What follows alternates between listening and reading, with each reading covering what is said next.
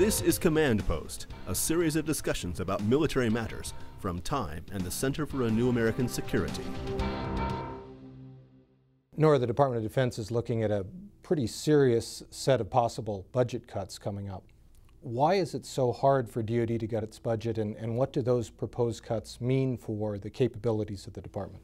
Well, there are a number of different reasons why it's hard to cut the defense budget. The first is that the capabilities that the military fields today are more expensive on balance than capabilities that the military used to field because of the growth of technology, because of increased costs per soldier, airman, or Marine, and so on. The second reason has to do with politics. Nobody wants to be seen as weak on defense on the Hill. Cutting the defense budget opens you up to a lot of criticism for that, no matter what the exact numbers are. And in this particular political climate, significant defense cuts will inevitably lead to job losses, and that's going into this election cycle is a very important concern. The third reason, and probably the most important reason, we don't really know what the risks are, and the more you cut, the more you risk being unprepared. Without a clear sense of what you're going to want the military to be prepared to do in the future, it's very difficult to argue that any specific set of cuts are the right ones. And the different armed services will be trying to preserve. The Navy will be fighting to save its ships and its aircraft carriers, the Air Force, its fighter planes. That's exactly right, and they will all offer different strategic reasons for doing so.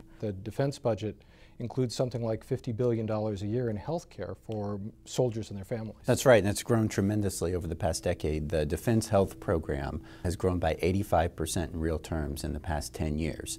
So that's one of the areas that I think is ripe for reform right now, so that DoD doesn't become a healthcare organization in the future. A healthcare organization that's very, very well armed. Less well armed than it could be if we didn't spend as much as we're currently spending on healthcare. Why is DoD paying for these things?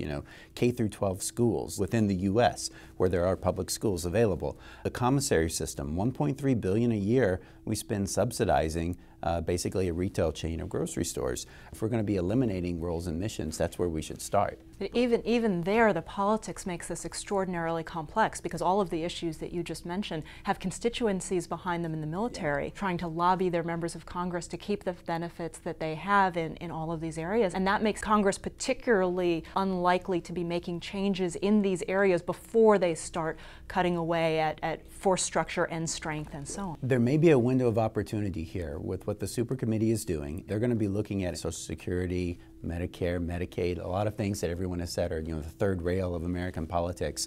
Well, if you're going to be jumping on that third rail, you might as well throw in some of these other things. But aren't we avoiding the big issue here, which is when it comes to roles and missions? It seems like the U.S. military still wants to be able to go anywhere at any time to do anything.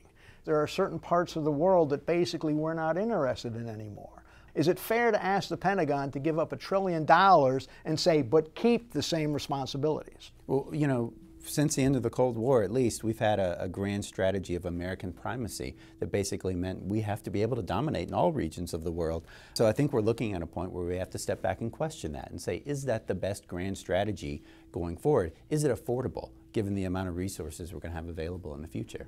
Normally what you'd like to do is you start with the strategy and then you figure out what the resources are that you need to execute it. That's the nice logical way to work through it. In this current political environment, the reality is we're going to go about it backwards. We're going to be starting with a budget number that is going to come from the Super Committee or come from Congress, and then figure out what the strategy is that can execute that level of resources. That's not a particularly comfortable way to make strategy. The technical military term for that, of course, is bass backwards.